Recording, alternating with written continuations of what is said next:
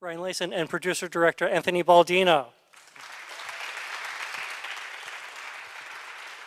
We just want to say, first of all, thank you so much to Alan and everyone at Stony Brook Film Festival. It's been an amazing festival so far. And thank you to you guys for staying up late. I know it's midnight, and we'll keep this quick so we can all get to the bar soon. Okay. Yeah. Thank you. Even though it's late, we will still take questions on Twitter if you choose to Twitter. Let's keep it to questions for right now. And those of you in the back, if you want to come down, feel free to come down. We can make this a little more intimate. We will wait for you to come down if you would like for us to. Do we have any questions at this time? Yes, ma'am. So the question is about how familiar you both are with the Nashville music scene. Well, we visited there a bunch of times. We have a bunch of friends that moved out there and worked on the TV show Nashville, where we got a lot of resources, actually. So when we first decided to do this project, we talked about what other cities we want to do in, and we wanted to make sure it was a music-based city. So we talked about cities like Austin, but then Nashville came up, and it just seemed so vibrant and alive with the music scene that we went down there and instantly we fell in love. It's such a welcoming and just beautiful city.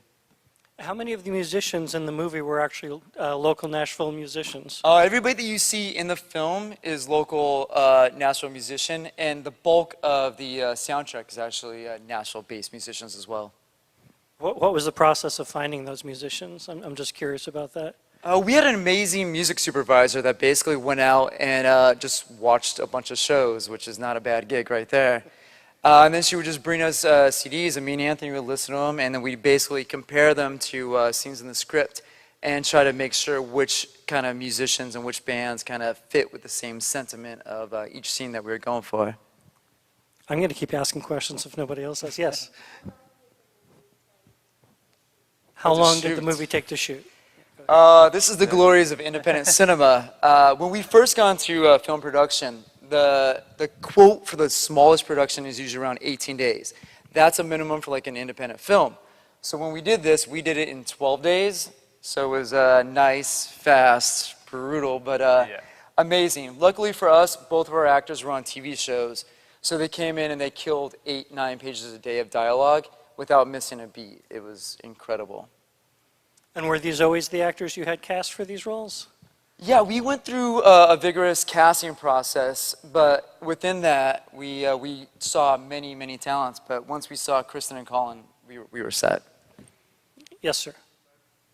It's the middle finger that was on. Yeah.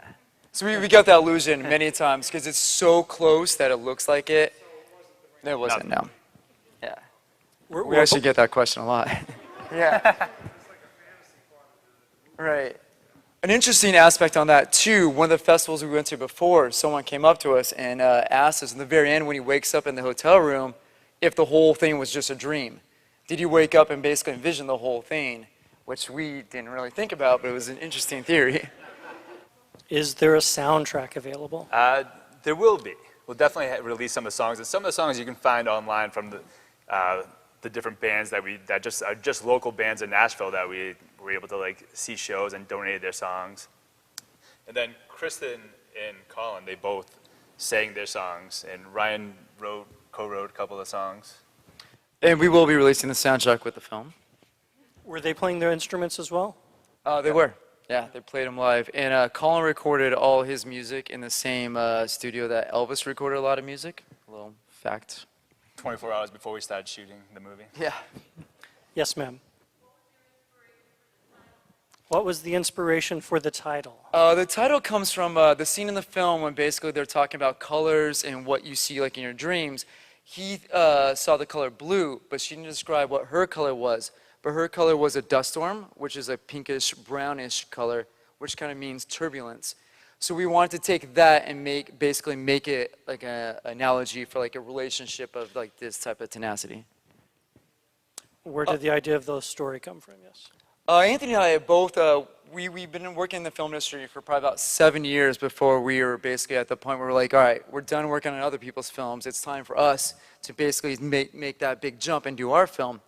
And I've been writing for my entire life, and I just want to write something, and for our first foray into directing, to be something that we felt that we could connect with, and that we could feel was honest to our lives. And we've both been through a lot of interesting relationships, and we wanted to take I guess a depiction of a relationship that wasn't, I guess, negative on either side. I think, I don't know what you guys feel, but like both of the sets of the parties in this film, Colin and Kristen, they both do some things to each other, but neither one of them is really like a villain in the relationship, and hopefully it's seen in a positive light.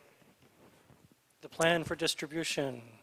We're still talking to a couple of companies, and hopefully by the end of the summer, hope in September, it'll be out there. Yeah, we basically, we just want to get the best outlet possible, because I know a lot of the actors have fans all around the world, and we just want to make sure it's the most accessible to everybody. So we're just looking for the right home for it. And we've talked to some amazing companies too, so as Anthony said, hopefully very, very soon we'll have that answer. And have you started thinking about your next project yet? We have. We've actually been pitching it lately, but we're hoping to get back in the director's chair by the end of this year. The question is about the massive quantities of alcohol Yeah, that's consumed. a great question too. Well, if you've ever been to Nashville, that's what you do. Yeah, and I pretty think the big aspect of it too is a lot of like us and our friends in our 20s, it seemed like alcohol was such a big basis for relationships, and like you couldn't go through one day without having that be such a huge aspect, which is an unfortunate part, but it was something that we wanted to play as you mentioned, another character in it as well, because the whole film, I mean, they're basically consuming alcohol during the entire time. We actually had a script supervisor that had to tell us each scene what their alcohol content was so they can match their acting to that. So we want to basically play that as, not only a part into the relationship, but I guess just that type of culture of people in the early 20s. Yeah, I previewed the movie twice, and I had to drink a lot of coffee both times. It was- Yeah. Exactly, and I think definitely on her part, mostly. And we want to play as filmmakers too. We cut the film in a very kind of non-linear temporal order to kind of play with that same sense too of, time disappears due to your consumption of alcohol. Of both characters, or the characters looked a little sunburned. Was that on purpose? Or? I mean, it was 110 degrees out when we were filming it, so could well as be. Any behind-the-scenes stories we need to know about?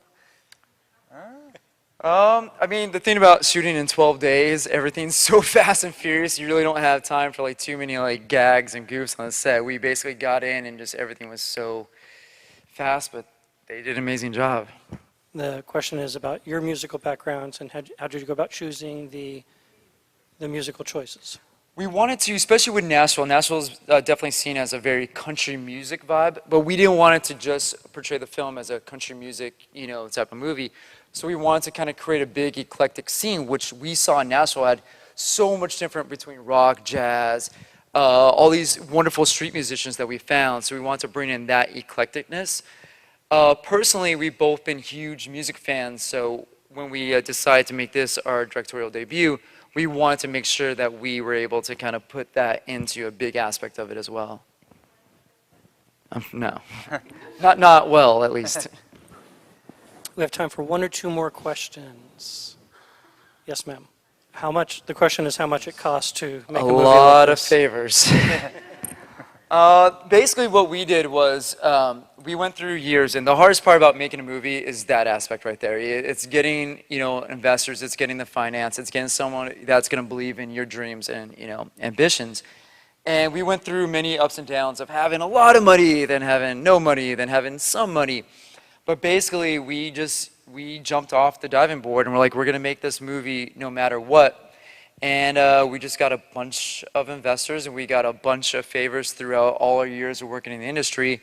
As Anthony mentioned, we have a lot of friends in the show Nashville, the TV show, and when they went on hiatus, we were like jackpot. So that's right when we came in town, so we used their cameras, we used their lights, we used most of their crew, and the city of Nashville was fantastic in the sense of being able to film there for a quarter of the price that we could have done, in Los Angeles.